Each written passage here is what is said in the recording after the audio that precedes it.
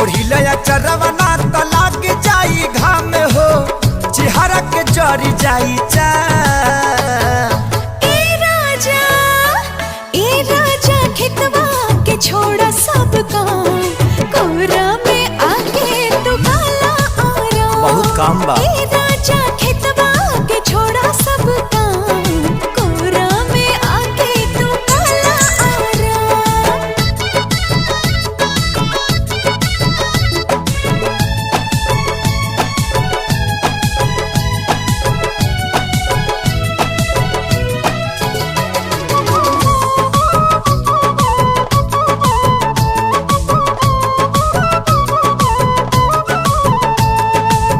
जितने खटीले बढ़ेला ये नरजी कमी न होई तनिको पूरा करबे अरजी।